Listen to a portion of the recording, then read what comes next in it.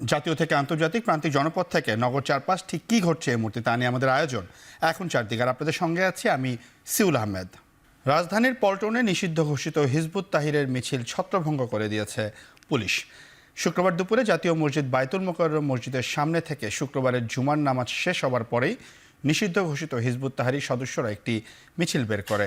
এ সময় পুলিশ তাদের বাধা দিলেও বাধা অতিক্রম করে মিছিল নিয়ে এগিয়ে যায় হিজবুত তাহরির সদস্যরা। এ সময় মিছিল ছত্রভঙ্গ করতে লাঠিচার্জ ও টিয়ার শেল ছড়ে আইন শৃঙ্খলা বাহিনী। বেশ কয়েকটি সাউন্ড গ্রেনেডেরও শব্দ শুনতে পাওয়া যায়। পুলিশের বাধায় হিজবুতের সদস্যরা পুরানা পল্টনের বিভিন্ন অলিগলিতে অবস্থান নেয়। এ সময় বেশ কয়েকজনকে আটক করে পুলিশ। প্রায় ঘণ্টাখানেক পর বিকেল ৩টার দিকে পরিস্থিতি স্বাভাবিক হয়ে আসে। আটক ৩জনকে বিভিন্ন মেয়াদে রিমান্ডে দিয়েছেন আদালত। দেখতে পাচ্ছেন আরও একটি সাউন্ড গ্রেনেড কিন্তু নিক্ষেপ করা হলো। আমরা তাদেরকে ডিসপার্স করেছি, আমরা সাউন্ড গ্রেনেড মেরেছি, আমরা গ্যাস গান মারছি। এরপরে মারার পরে তারা ডিসপার্স চলে গেছে। এখন পরিস্থিতি একেবারে শান্ত। আমরা অলিগলির ভিতরে যদি কেউ থাকে সেটাও দেখতেছি। বেশ কিছু আটক আছে, এটা আমরা পরে জানাবো, আমাদের কমিশনার স্যার জানাবে, মিডিয়া স্যার জানাবে। না, তারা মিছিল করার চেষ্টা করছিল। কয়েকদিনের নানা বিতর্কিত কর্মসূচি আগস্ট পরবর্তী বাংলাদেশ ও ইসলামের চেতনার পরিপন্থী বলে মন্তব্য করেছেন জাতীয় নাগরিক পার্টির মুখ্য সংগঠক হাসনাত আবদুল্লাহ।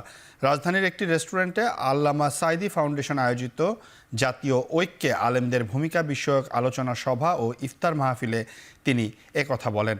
সভায় আগামী নির্বাচনে ইসলামপন্থীদের ভোটের বাক্স এক হবার আশা করেন জামায়াতে ইসলামীর সহকারী সেক্রেটারি জেনারেল মাওলানা রফিকুল ইসলাম খান। আল্লামা দেলোয়ার হোসাইন সাঈদী সহ জামায়াতে ইসলামের শীর্ষ নেতাদের মিথ্যা মামলায় হত্যা করা হয়েছে অভিযোগ করে তিনি এসব মামলায় মিথ্যা সাক্ষী ও হত্যাকাণ্ডের সাথে জড়িতদের দ্রুত সময় বিচারের দাবি করেন অন্তর্বর্তী সরকারের কাছে। জাতীয় স্বার্থে আলেমদের ঐক্যের ব্যাপারে আশাবাদ ব্যক্ত করেন হাসনাত আবদুল্লাহ।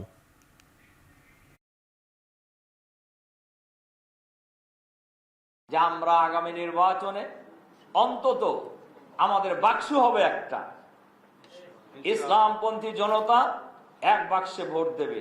আমরা যদি এই কথায় ঐক্যমত পোষণ করতে পারি, দৃঢ় থাকতে পারি, বাংলাদেশের সর্বস্তরে গ্রামে গঞ্জে শহরে নগরে বন্দরে চাষস্থল থেকে সচিবালয়ে একই আওয়াজ উঠেছে, সব দল দেখা শেষ, এবার দেখবো আলেম ওলামার বাংলাদেশ। আমরা এমন কোনো কার্যক্রম যেন না করি যেটি বিশ্ব দরবারে বা আন্তর্জাতিক দরবারে ইসলামের যে মূল এসেন্স সেটির বিরুদ্ধে কোনো ধরনের বার্তা যেন না দেয়। আপনারা জানেন যে দেশি বিদেশি ষড়যন্ত্র অব্যাহত রয়েছে বাংলাদেশকে অস্থিতিশীল করার। আমাদের দেশে বিভিন্নভাবে সাম্প্রদায়িক ট্যাগ দেওয়া হয়। নির্বাচনে অংশ নিতে জাতীয় নাগরিক পার্টি প্রস্তুত বলে জানিয়েছেন দলটির আহ্বায়ক নাহিদ ইসলাম। এছাড়া ভোটের আগে আইন শৃঙ্খলা পরিস্থিতির উন্নতি এবং জুলাই ঘোষণাপত্র প্রকাশের দাবি জানিয়েছেন তিনি। শুক্রবার বিকেলে রাজধানীর বাংলা মোটরে দলটির অস্থায়ী কার্যালয়ে কেন্দ্রীয় কমিটির সদস্যদের নিয়ে সাধারণ সভা শেষে সংবাদ সম্মেলনে একথা বলেন নাহিদ ইসলাম। সম্প্রতি নারীর প্রতি সহিংসতা, ধর্ষণ ও ইভটিজিংয়ের ঘটনায় তীব্র নিন্দা জানিয়ে উদ্বেগ প্রকাশ করেন তিনি। আর দলের মুখ্য সংগঠক সার্জিস আলম নির্বাচনের কথা আসলে কেন রাজনৈতিক দলগুলো নির্বাচন পেছানোর শঙ্কা জানায় এমন প্রশ্ন তোলেন। ঐক্যবদ্ধভাবে জুলাই আগস্টের অপরাধীদের বিচারের জন্য সরকারকে চাপ দেওয়ার আহ্বান জানান তিনি।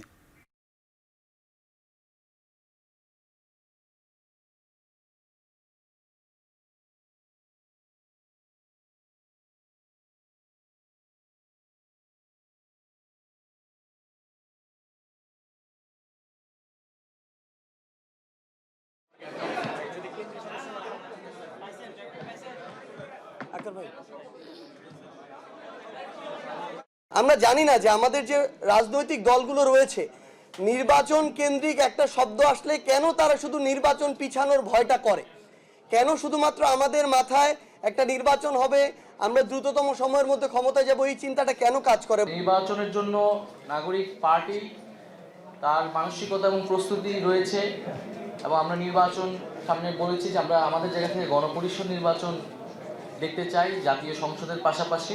বৈষম্যবিরোধী বা সমন্বয়ের যে পরিচয় সেই পরিচয়টা কিন্তু এখন আর এক্সিস্ট করে না সেই অর্থে। ফলে আইন শৃঙ্খলা বাহিনীর কাছে আমাদের থাকবে, যাতে এই পরিচয় ব্যবহার করে কেউ যদি অপকর্ম করে তারা তাদের আইন অনুযায়ী ব্যবস্থা নেবে। দেশ দীর্ঘদিন নির্বাচনহীন থাকুক তা চায় না ইসলামী আন্দোলন। জাতীয় নির্বাচন সংখ্যানুপাতিক পদ্ধতিতে হলে রাজনীতির গুণগত মান পরিবর্তন হবে বলে মন্তব্য করেছেন দলটির আমির সৈয়দ রেজাউল করিম। রাজধানীর একটি হোটেলে ইসলামী আন্দোলনের ইফতার ও দোয়া মাহফিলে তিনি বলেন, দেশ গড়তে বর্তমান সংবিধান পরিবর্তন করে নতুন সংবিধান দরকার। পাশাপাশি আগামী নির্বাচনের জন্য সংবিধান, ইসি, পুলিশ সহ বিভিন্ন সেক্টরের সংস্কার অপরিহার্য। ধর্মীয় কারণে কাউকে সংখ্যালঘু না করে তার নাগরিক অধিকার নিশ্চিতে কাজ করছে ইসলামী আন্দোলন। ইফতারে বিএনপি, জামায়াতে ইসলামী, এনসিপি সহ বিভিন্ন রাজনৈতিক দলের নেতা ছাড়াও ভারত, পাকিস্তান, চীন সহ বেশ কয়েকটি দেশের কূটনৈতিক অংশ নেন। সংবিধান, নির্বাচন কমিশন, জনপ্রশাসন, পুলিশ, দুদক ও বিচার বিভাগের সংস্কার জরুরি হয়ে দাঁড়িয়েছে। এসব ক্ষেত্রে প্রয়োজনীয় সংস্কার না হলে আগের তিমিরে ফেরত যাওয়ার আশঙ্কা থেকে যাবে। আমরা মনে করি জাতীয় নির্বাচনে সংখ্যানুপাতিক পদ্ধতি অনুসরণ করা হলে রাজনীতিতে গুণগত পরিবর্তন আসবে।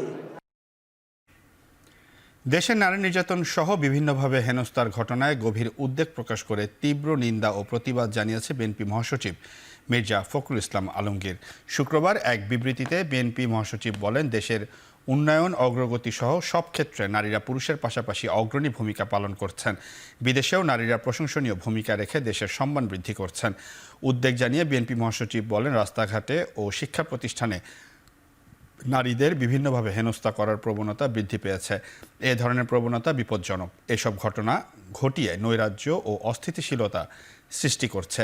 নারী নির্যাতন সহ সব নৈরাজ্যকর পরিস্থিতি কঠোর হস্তে দমন করে দেশে ন্যায় বিচার ও শাস্তি প্রতিষ্ঠা করতে অন্তর্বর্তী সরকারকে আহ্বান জানান তিনি।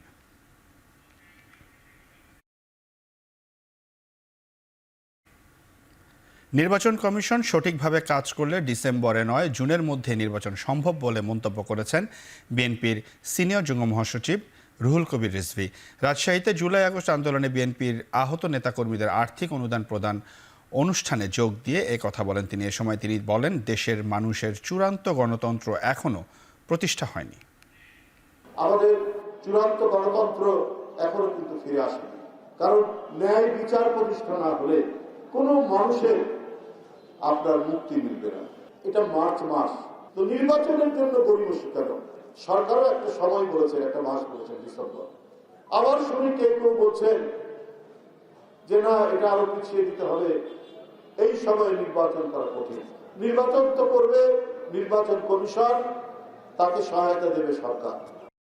মাগুরার শ্রীপুরে ৮ বছরের এক শিশুকে ধর্ষণের ঘটনায় অভিযুক্ত হিটু শেখ সহ 2 জনকে গ্রেপ্তার করেছে পুলিশ। এদিকে ভুক্তভোগী শিশুর শারীরিক অবস্থার অবনতি হয় বৃহস্পতিবার রাতে তাকে ফরিদপুর মেডিকেল থেকে ঢাকা মেডিকেলে নেওয়া হয়েছে। পুলিশ জানায়, তৃতীয় শ্রেণীর ওই শিশু কয়েকদিন আগে তার বোনের বাড়িতে বেড়াতে যায়, যেখানে যাওয়ার পর থেকেই বোনের শ্বশুর নানাভাবে উত্ত্যক্ত করে শিশুটিকে।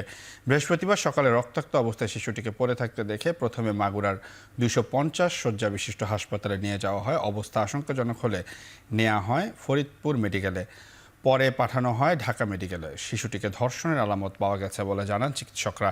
এদিকে ঘটনার প্রতিবাদ জানিয়ে থানায় জড়ো হয়ে বিক্ষোভ করেন স্থানীয়রা।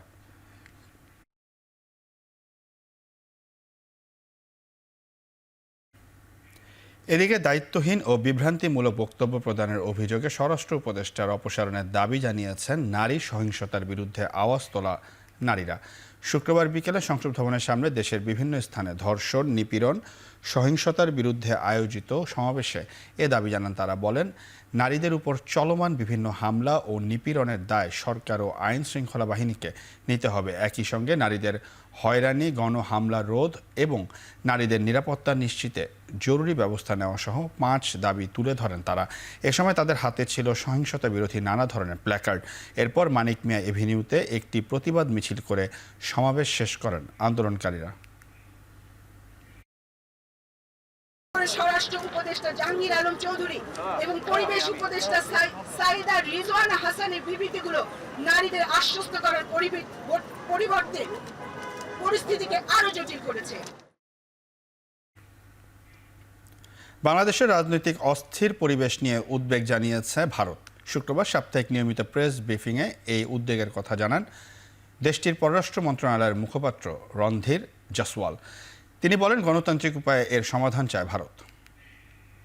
It is the responsibility of the interim government of Bangladesh to protect the Hindus and other minorities as well as their properties and religious institutions.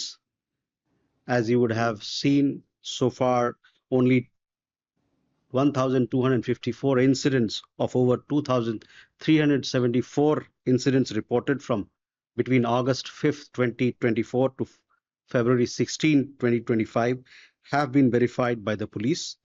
Further, 98% of these 1,254 incidents were deemed political in nature. We expect Bangladesh to thoroughly investigate and bring all perpetrators of killings, arson, and violence to justice without making such distinctions. July আগস্টে ছাত্র জনতার আন্দোলন চলার সময় দমন পীড়নে অংশ না নিতে সেনাবাহিনীকে সতর্ক করে জাতিসংঘ। সেনাবাহিনী সেই সতর্কবার্তা আমলে নিয়েছিল বলে বাংলাদেশে ক্ষমতার পট পরিবর্তন সম্ভব হয়েছে, এমন মন্তব্য করেছেন সংস্থাটির মানবাধিকার বিষয়ক high commissioner Volker Turk. BBC World সার্ভিসের হার্ড টক অনুষ্ঠানে বুধবার প্রকাশিত পর্বে সমসাময়িক বিশ্ব মানবাধিকার পরিস্থিতি নিয়ে আলোচনায় উঠে আসে বাংলাদেশ প্রসঙ্গ। আন্তর্জাতিক বহুমুখী মানবাধিকার ব্যবস্থা ছোট বড় বিভিন্ন দেশ আওদি আমলে নিচ্ছে কিনা সে প্রশ্নের জবাবে বাংলাদেশকে উদাহরণ হিসাবে তুলে ধরেন তুর্ক। জানান, জুলাই আগস্টের বৈষম্য বিরোধী আন্দোলনের সময় তৎকালীন সরকারের দমন ও নিপীড়ন কার্যক্রমে অংশ না নিতে সেনাবাহিনীকে সতর্ক করেছিল জাতিসংঘ। বলা হয়, দমন পীড়নে জড়িত হলে বাংলাদেশ আর শান্তিরক্ষী পাঠানোর দেশ থাকতে পারবে না। তুর্কের মতে, সেনাবাহিনী সে সতর্কতা আমলে নিয়েছিল বলেই পতন হয় শেখ হাসিনার সরকারের।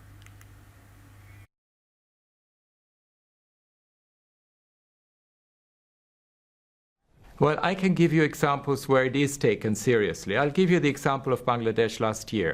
During July, August, you know, there were massive demonstrations of students. They had enough of the previous government under Sheikh Hasina. There was massive repression happening. The big hope for them was actually our voice, was my voice, was also what we were able to do. And we put the spotlight on the situation. And we actually gave the warning to the army that if they get involved, it means that they may not be able to be a troop contributing country anymore. As a result, we saw changes. Mohammed Yunus took over as the new chief advisor of the interim administration. He asked me immediately, can you send us a fact-finding mission to put the spotlight on the situation and to investigate what was happening, which is what we did. And it actually helped. I was in Bangladesh last year. The students were so grateful for us taking a stand and for us speaking out and for supporting them. দেশের যে কোনো জায়গায় অপ্রীতিকর ঘটনা উদ্দেশ্য প্রণোদিতভাবে ছাত্র দলের নাম জড়ানো হয় বলে অভিযোগ করেছেন ছাত্রদলের সভাপতি রাকিবুল ইসলাম রাকিব। শুক্রবার দুপুরে নয়াপল্টনের বিএনপি কেন্দ্রীয় কার্যালয়ের বাংলাদেশ জাতীয়তাবাদী ছাত্র দলের এক সংবাদ সম্মেলনে তিনি একথা বলেন।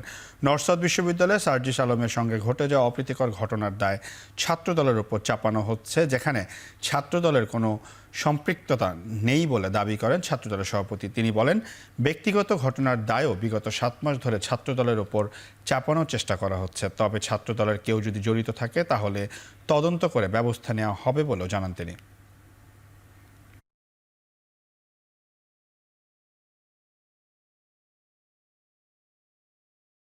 বাংলাদেশের কিছু সংগঠন বাংলাদেশ জাতীয়তাবাদী ছাত্র দলের এরকম ইতিবাচক রাজনীতিকে বিভ্রান্ত করার জন্য সাধারণ শিক্ষার্থীদের কাছে বাংলাদেশ জাতীয়তাবাদী ছাত্র দলের নামে বেনামে বিভিন্ন প্রোপাগান্ডা করছে। যে ঘটনাটি নর্থ সাউথ বিশ্ববিদ্যালয়ের সাধারণ শিক্ষার্থীদের সাথে জনাব সার্জিস আলমের সমস্যা হয়েছে, এটির সাথে বাংলাদেশ জাতীয়তাবাদী ছাত্র দলের কোনো সম্পর্ক নেই।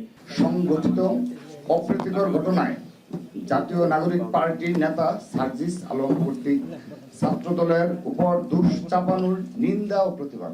তো আমরা ঘটনা পর্যালোচনা করছি, সে কারণে এই ঘটনার কারণে যদি সার্জিস আলম ব্যক্তিগতভাবে সম্মানহানি হয়ে থাকে সেজন্য আমরা দুঃখ প্রকাশ করেছি। বিএনপির ভারপ্রাপ্ত চেয়ারম্যান তারেক রহমানের 19তম কারাবন্দী দিবস আজ। 2007 সালে এই দিন ওয়ারেন্ট, মামলা ও সুনির্দিষ্ট অভিযোগ ছাড়াই 111 সরকারের নির্দেশে জরুরি বিধি মামলায় ঢাকা সেনানিবাসের শহীদ মইনুল রোডের 6 নম্বর বাড়ি থেকে তাকে গ্রেফতার করা হয়। অভিযোগ আছে রাজনৈতিক উদ্দেশ্য থেকেই তার বিরুদ্ধে 12টি মামলা দায়ের করা হয়। 554 দিন কেন্দ্রীয় কারাগারে বন্দী থাকার পর 2008 সালের 3 সেপ্টেম্বর জামিনে মুক্তি পান তারেক রহমান। এরপর তাকে উন্নত চিকিৎসার জন্য লন্ডনে নেওয়া হয়। বর্তমানে তিনি সেখানেই অবস্থান করছেন। বিএনপির দাবি, সেনা সমর্থিত তত্ত্বাবধায়ক সরকারের 2 বছর ও আওয়ামী সরকারের 16 বছরে রাষ্ট্রীয় বিভিন্ন সংস্থা দেশে বিদেশে অনুসন্ধান করেও তারেক রহমানের বিরুদ্ধে দুর্নীতি ও অবৈধ সম্পদ অর্জনের কোনো অভিযোগ প্রমাণ করতে পারেনি। দলের নেতাকর্মীরা বলছেন, 31 দফা বাস্তবায়নের মাধ্যমে গণতান্ত্রিক, সাম্য ও মানবিক বাংলাদেশ গড়াই হবে তারেক রহমানের 19তম কারাবন্দী দিবসের অঙ্গীকার।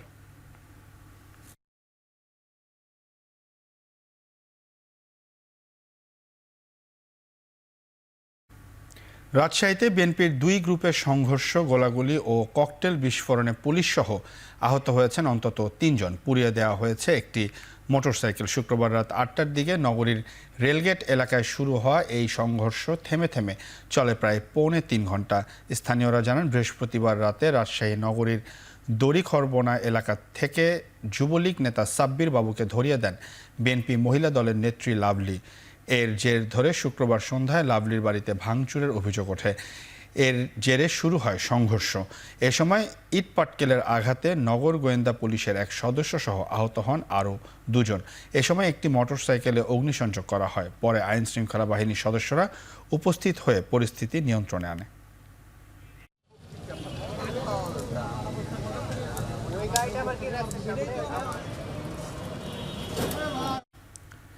চট্টগ্রাম সিটি কর্পোরেশনের ওয়ার্ড কাউন্সিলর জহুরুল আলম জসিমকে রাজধানীর রামপুরা এলাকা থেকে গ্রেপ্তার করেছে পুলিশ। তার বিরুদ্ধে ছাত্র আন্দোলনে হামলা ও হত্যায় জড়িত থাকা সহ চাঁদাবাজি, বিস্ফোরক আইন, পরিবেশ আইনে নগরীর বিভিন্ন থানায় 18টি মামলা রয়েছে। সকালে চট্টগ্রাম মেট্রোপলিটন পুলিশ কার্যালয়ে প্রেস ব্রিফিংয়ে এসব তথ্য জানিয়েছেন সিএমপির উপ পুলিশ কমিশনার আমিরুল ইসলাম। জুলাই আগস্টের মাসে সংগঠিত ছাত্র আন্দোলনের সময় নিজে সরাসরি ছাত্রদের উপর নির্বিচারে হামলা, গুলিবর্ষণ করেছে, যা আমরা আমাদের অনুসন্ধানকালে সত্যতা পাওয়া গিয়েছে। 9 নং ওয়ার্ডের সাবেক কাউন্সিলর জসিমের বিরুদ্ধে চট্টগ্রাম মেট্রোপলিটন পুলিশের বিভিন্ন থানায় সর্বমোট 18টি মামলার অস্তিত্ব খুঁজে পায়। রাঙামাটির কাউখালীতে ইউপিডিএফের গোপন আস্তানায় অভিযান চালিয়ে অস্ত্রগুলিসহ বিভিন্ন সরঞ্জাম উদ্ধার করেছে সেনাবাহিনী। শুক্রবার ভোরবেলা কাউখালীর পানছড়ি এলাকা থেকে এসব উদ্ধার করা হয়। তবে সেনা সদস্যদের উপস্থিতি টের পেয়ে সন্ত্রাসীরা পালিয়ে যাওয়ায় কাউকে আটক করা যায়নি। এ বিষয়ে শুক্রবার বিকেলে সেনাবাহিনীর পক্ষ থেকে সংবাদ বিজ্ঞপ্তিতে জানানো হয়, পার্বত্য সশস্ত্র সংগঠন প্রসিত খিসার ইউপিডিএফের গোপন আস্তানায় অভিযান চালিয়ে একটি পিস্তল, 17 রাউন্ড গুলি, একটি বাইনোকুলার, কয়েকটি ওয়াকিটকি সেট, সন্ত্রাসীদের ইউনিফর্ম ও চাঁদা আদায়ের রসিদ জব্দ করা হয়।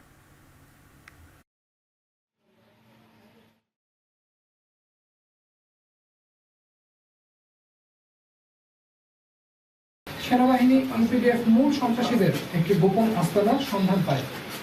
সেনা সদস্যদের উপস্থিতি টের পেয়ে সন্ত্রাসীরা দ্রুত পালিয়ে যায়। পরবর্তীতে তল্লাশি চালিয়ে উক্ত আস্তানা থেকে সশস্ত্র সন্ত্রাসীদের ব্যবহৃত একটি পিস্তল, 17 রাউন্ড অ্যামুনেশন, একটি আধুনিক বাইনোকুলার, বেশ কিছু ওয়াকিটকি সেট, একটি হার্ড ডিস্ক, সন্ত্রাসীদের ব্যবহৃত ইউনিফর্ম, সশস্ত্র প্রশিক্ষণ সংক্রান্ত বই ও নথিপত্র এবং বিপুল পরিমাণ চাঁদা আদায়ের রসিদ সহ বিভিন্ন সরঞ্জাম উদ্ধার করা হয়। ঢাকার আশুলিয়ায় একটি জুট গুদামে আগুনে প্রায় কোটি টাকার মালামাল পুড়ে গেছে। তবে এ ঘটনায় কেউ হতাহত হয়নি। শুক্রবার দুপুরে আশুলিয়ার পপনারটেক এলাকায় ওই গুদামে আগুন লাগার খবর পেয়ে নিয়ন্ত্রণের কাজ শুরু করে ডিইপিজেড ফায়ার সার্ভিসের 2টি ইউনিট। পানির অভাবে আগুন ছড়িয়ে পড়তে শুরু করে। পরবর্তীতে জিরাবো মডার্ন ফায়ার সার্ভিসের আরও 2টি ইউনিট নিয়ন্ত্রণ কাজে যুক্ত হয়। তাদের প্রায় 2 ঘন্টার চেষ্টায় আগুন নিয়ন্ত্রণে আসে। তদন্ত সাপেক্ষে আগুন লাগার কারণ জানা যাবে বলছে ফায়ার সার্ভিস।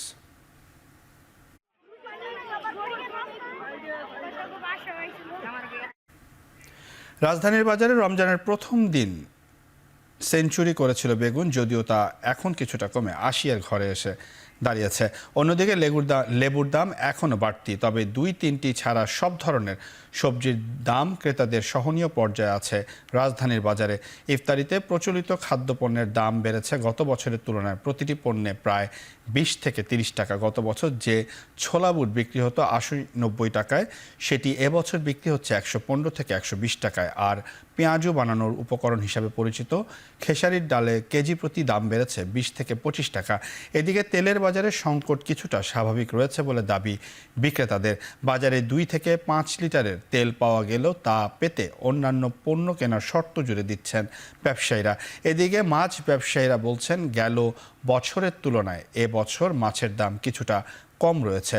ক্রেতারা বলছেন কেজি প্রতি দাম বৃদ্ধি পেয়েছে 40 থেকে 50 টাকা।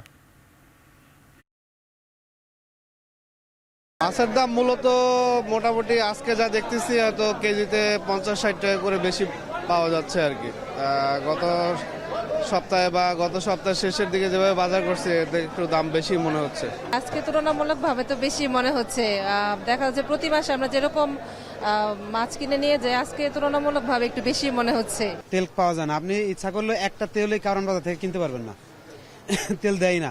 যদি সিঙ্গেল তেল কেনেন তাহলে দিবে না, যদি এর সাথে অন্যান্য মাল কেনেন তাহলে দিবে। নদীর মাছ আপনার পানি শুকাই যাচ্ছে, এখন মাছ কম, তার জন্য নদীর মাছের দাম একটু বেশি।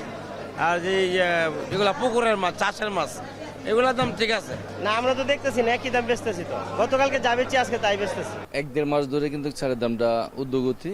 এর মধ্যে গত 1-1.5 মাসে মনে করেন 1 কেজি চালে 8 থেকে 10 টাকা করে বাড়ছে। তেল ছাড়া তো কোনো কাস্টমার বাজার থেকে ফিরে যায় নাই, কিন্তু এখন কোনো ক্রেতা নেই। এখন বাজারে অ্যাভেলেবেল তেল আছে, সকাল ধরে 1 পিস তেল এখনো 5 লিটার বেচতে পারিনি। রমজানকে কেন্দ্র করে বাজারে বেড়েছে দামের উত্তাপ। চাল, ডাল, চিনি, ছোলা সহ বেশিরভাগ নিত্যপণ্যের দাম চড়া। স্বস্তি নেই মাছ মাংসের বাজারেও। এদিকে প্রশাসনের উদ্যোগের পরও বাজারে কাটছে না তেলের সংকট। শীত মৌসুম শেষ হয়ে গাজীপুরের বাজারে কমেছে শীতকালীন সবজি সরবরাহ। এতে কেজি প্রতি 10 থেকে 20 টাকা বেড়েছে সিম, ফুলকপি সহ বেশ কিছু সবজির দাম। প্রতি পিস ফুলকপি 30 থেকে 35 টাকা, সিম 80 টাকা, মরিচ 70 থেকে 80 টাকা এবং বেগুন বিক্রি হচ্ছে 140 টাকা কেজি দরে। রমজানকে কেন্দ্র করে ময়মনসিংহে বেড়েছে মশলা পণ্যের দাম, যার মধ্যে উল্লেখযোগ্যভাবে দাম বেড়েছে এলাচের। বিক্রি হচ্ছে 4,800 থেকে 5,200 টাকায়। এছাড়া জিরা, লং, দারুচিনির দামও কিছুটা বাড়তি। এদিকে সরবরাহ স্বাভাবিক থাকলেও বগুড়ার বাজারে বাড়তি মাছ মাংসের দাম। প্রতি কেজি গরু ও খাসির মাংস বিক্রি হচ্ছে যথাক্রমে 750 ও 1100 টাকায়। এছাড়া সিলেটের সপ্তাহ ব্যবধানে কিছুটা বেড়েছে মাছের দাম। দেশি মাছের আমদানি কম থাকায় কেজি প্রতি 20 থেকে 40 টাকা পর্যন্ত দাম বেড়েছে। বাজার নিয়ন্ত্রণে রাখতে কার্যকর মনিটরিংয়ের দাবি জানিয়েছেন ভোক্তারা।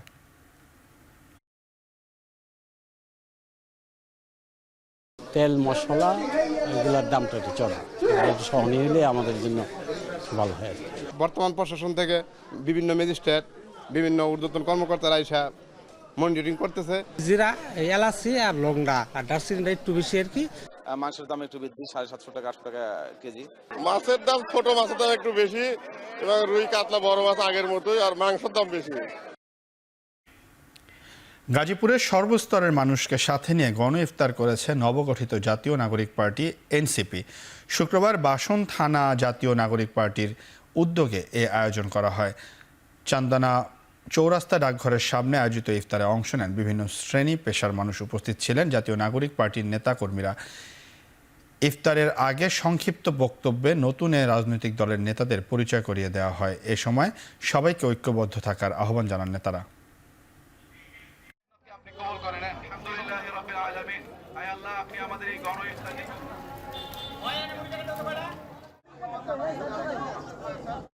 এবার আন্তর্জাতিক খবর।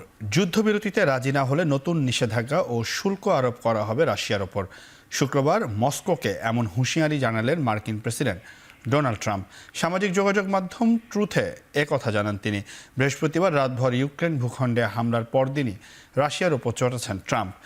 বলেন দেরি হওয়ার আগে রাশিয়া ও ইউক্রেনকে আলোচনার টেবিলে বসতে হবে। যদিও রাশিয়ার ওপর নিষেধাজ্ঞার বিষয়টি নতুন নয়। ইউক্রেনের সঙ্গে যুদ্ধ শুরুর পর যুক্তরাষ্ট্র, যুক্তরাজ্য, ইউরোপীয় ইউনিয়ন, অস্ট্রেলিয়া, কানাডা ও জাপান থেকে এ পর্যন্ত প্রায় 21,000 নিষেধাজ্ঞা জারি হয়েছে মস্কোর ওপর।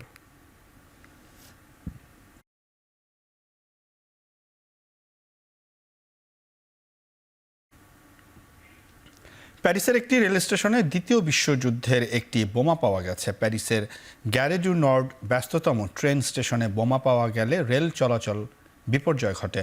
শুক্রবার সকালে বোমাটি পাওয়া যায় বলে জানিয়েছেন কর্মকর্তারা।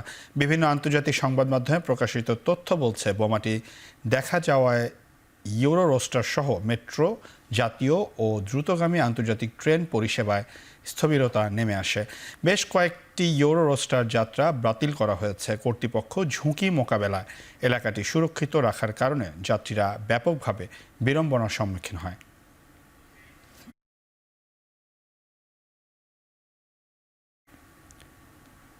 প্রলয়ঙ্কারী ভ্যালেন্সিয়া বন্যা 4 মাস না যেতেই আবারও ভয়াবহ বন্যার কবলে স্পেন। ভ্যালেন্সিয়া, কাতালোনিয়া ও মুর্সিয়াতে জারি আছে দ্বিতীয় সর্বোচ্চ আবহাওয়া সতর্কতা, অরেঞ্জ অ্যালার্ট। বৃহস্পতিবার দেশের দক্ষিণ পূর্বাঞ্চলে মুষলধারে বৃষ্টির জেরে সৃষ্টি হয় আকস্মিক বন্যা পরিস্থিতি। মাত্র 12 ঘন্টায় 120 মিলিমিটার বৃষ্টিপাত রেকর্ড করা হয় অনেক এলাকায়। পানির তোড়ে ভেসে যায় যানবাহন।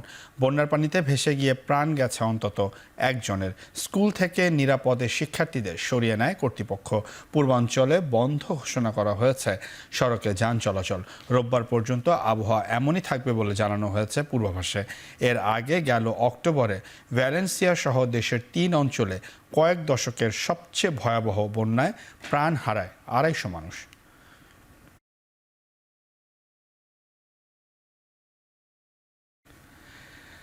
সিরিয়ার লাতাকিয়া প্রদেশে বন্দুকধারীদের হামলায় প্রাণ গেছে কমপক্ষে 15 জন নিরাপত্তা কর্মকর্তা। রুশ নিয়ন্ত্রিত বিমান ঘাঁটির কাছে এ ঘটনায় জারি হয়েছে কারফিউ। বৃহস্পতিবার দেশে বিভিন্ন অঞ্চলে সরকারি বাহিনীর ওপর হামলা চালায় ডিসেম্বরে ক্ষমতাচ্যুত বাশার আল আসাদের প্রতি বিশ্বস্ত বাহিনীর সদস্যরা। রাজধানীর দামেস্ক আসাদ পরিবারের দুর্গ হিসাবে পরিচিত আল আলাউদ গোষ্ঠীর শক্ত ঘাঁটি খ্যাত উত্তর পূর্ব উপকূলীয় অঞ্চল হোমস, জাবলেহ, আলেপ্পা সহ বিভিন্ন শহরে আসাদ বাহিনীকে ঠেকাতে লড়াই চালিয়ে যাচ্ছে বর্তমান সরকারের সেনাবাহিনী। আসাদ বাহিনীর অন্তত 70 সেনাকে হত্যার খবর জানিয়েছে সিরিয়া ভিত্তিক বার্তা সংস্থা স্টেপ। বলা হচ্ছে ক্ষমতা পোক্ত করার চেষ্টার মধ্যেই এ পর্যন্ত সবচেয়ে বড় নিরাপত্তা ঝুঁকির মুখে পড়েছেন অন্তর্বর্তী প্রেসিডেন্ট আহমেদ আল সারা। দক্ষিণ কোরিয়ার সামরিক মহড়ার সময় ভুলবশত আবাসিক এলাকায় বোমা বর্ষণে আহতের সংখ্যা বেড়ে দাঁড়িয়েছে 27 জনে, যাদের মধ্যে 9 জনকে ভর্তি করা হয়েছে হাসপাতালে। উত্তর কোরিয়ার সীমান্ত সংলগ্ন পোচিয়ান শহরে এই দুর্ঘটনা ঘটে। পাইলট ভুল জায়গায় প্রবেশ করার পর 225 কেজির 8টি এয়ার টু সারফেস বোমা ফেলা হয়। এরপরই লাইভ ফায়ার এক্সারসাইজটি বাতিল ঘোষণা করে কর্তৃপক্ষ। যদিও সামরিক বাহিনীর দাবি সোমবার থেকে শুরু হতে যাওয়া দক্ষিণ কোরিয়া ও যুক্তরাষ্ট্রের সামরিক মহড়ায় এটি প্রভাব ফেলবে না।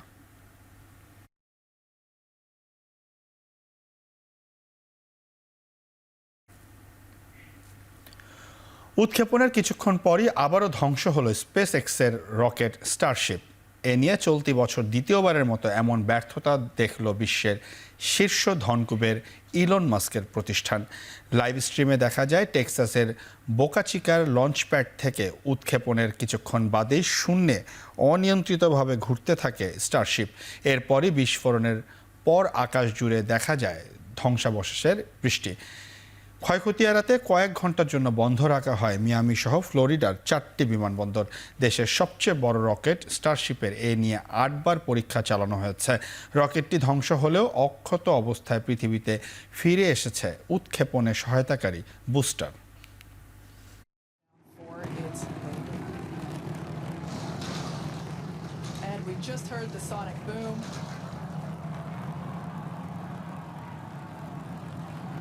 What an incredible sight to see the super heavy booster gliding down into the chopstick arms once again.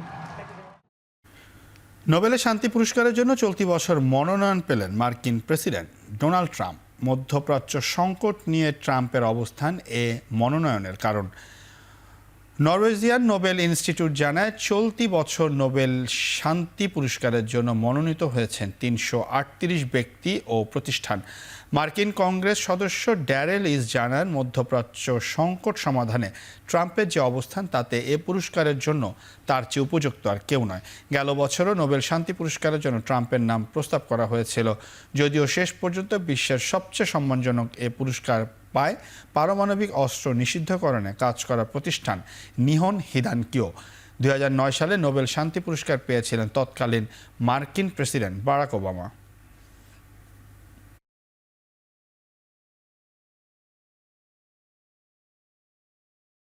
এবার খেলার খবর।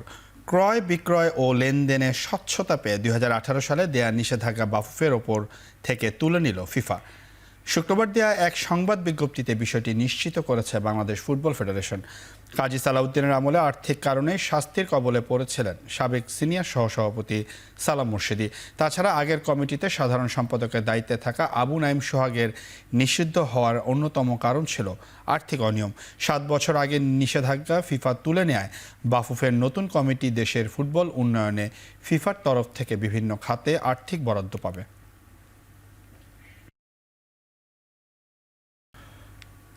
অবসর ভেঙে বাংলাদেশের বিপক্ষে খেলার প্রস্তুতি নিচ্ছেন ভারতীয় ফুটবলের কিংবদন্তি সুনীল ছেত্রী।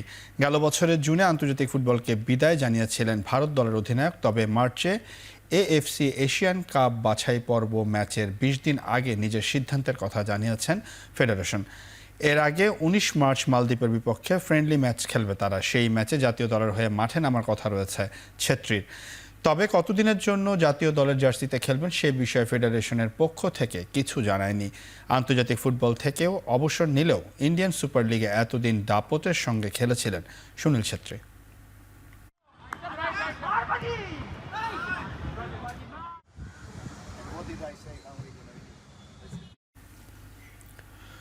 সুনীল ছেত্রী ভারতীয় দলে যোগ দেয় চাপ নিচ্ছে না বাংলাদেশ ফুটবল দল, এমনটাই জানালেন উইঙ্গার সাদউদ্দিন।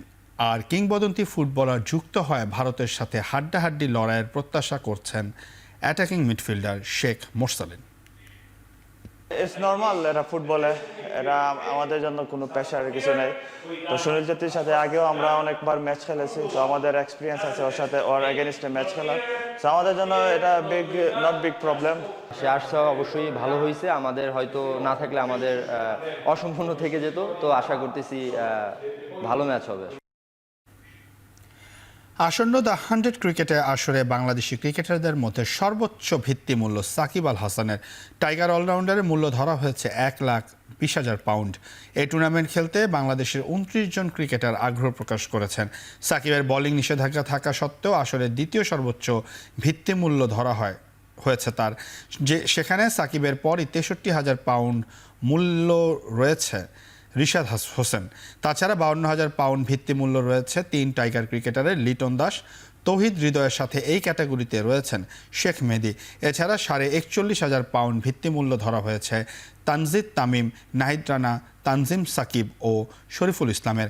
8 দলের অংশগ্রহণে দ্য 100-এর নতুন আসরের প্লেয়ার্স ড্রাফট অনুষ্ঠিত হবে আগামী 12 মার্চ।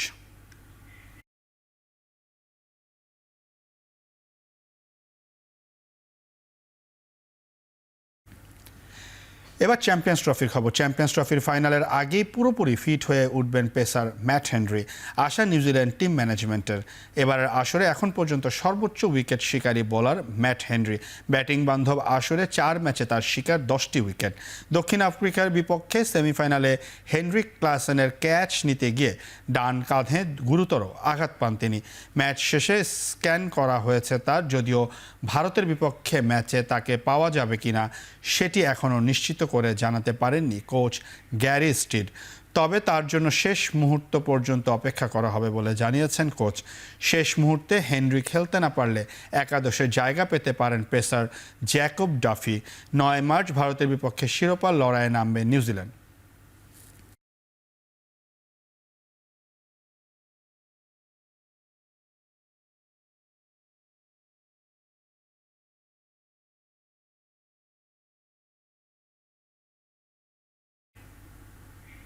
শেষ করছি এখন চারদিক। সবাইকে অসংখ্য ধন্যবাদ।